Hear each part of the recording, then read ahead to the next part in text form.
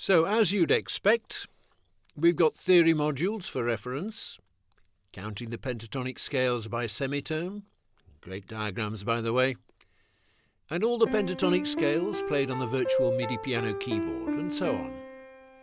But as we all know, reading about it doesn't get you very far. That's why we've got staged, progressive keyboard drills which give you the opportunity to work through the build-up of the major and minor pentatonic scales in all keys yourself. But as you'll know if you've done any work with Musicarta before, our first imperative isn't theory. That piece in the background, for instance, is the first piece in the workbook, the one-octave blues. Up and down the minor pentatonic scale in 3 places, nice, easy all-white keys for beginners, every step demonstrated and how to practice it. You can't go wrong. Then on to a piece which does the same thing for the pentatonic major scale, counting the scales as you go so that you can see where the characteristic sound comes from, and with an accompaniment to practice over as you build your performance. Another easy showcase piece, and another stylistic building block for your bag of creative tricks.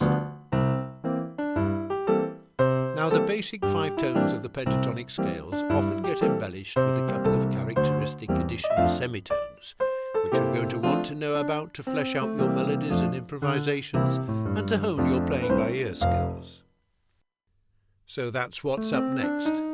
Pieces which build on what you already know and demonstrate the new material. And as you learn more notes, you get more options. Mix and Match Blues is an exercise in playing by ear which also invites you to exercise your musical judgment and craft your own arrangement from a selection of building blocks. Composing at the keyboard, we call it here at Musicarta, sort of slow motion improvisation really. Now, what about playing by ear? It's really not much of an exaggeration to say that most of the popular music melody you hear is mostly pentatonic. So if you can find the major and minor pentatonic scale tones on the keyboard, which, if you work through this course, you will be able to, you'll be way ahead of the game in terms of picking popular music melodies out at the keyboard.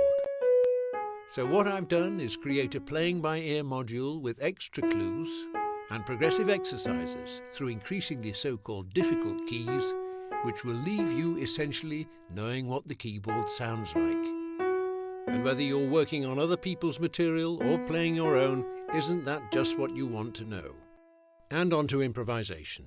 Blues improvisation is nearly all purely pentatonic, usually minor. Piano blues is a whole genre in itself, of course, but even with just the basics, you'll have that blues sound down, and you can get a nice two-handed groove going.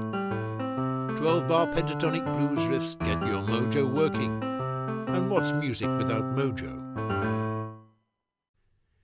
At the other end of the spectrum, soaring, inspirational, major pentatonic soloing, massively productive in terms of effect from resources. Running up and down well-chosen fragments of that 5-note major pentatonic scale has had and always will have audiences on their feet. But let's not forget, everybody has to practice. You've got to put your roadwork in. But practice what? Practice interesting, attractive pentatonic patterns and you're virtually soloing already. The Musicarta Pentatonics Workbook has enough practice patterns to keep you going for a year, by which time you'll be making up your own anyway. Regular practice like this will teach you how to find the music you want to play and coach you in getting your fingers around the keys.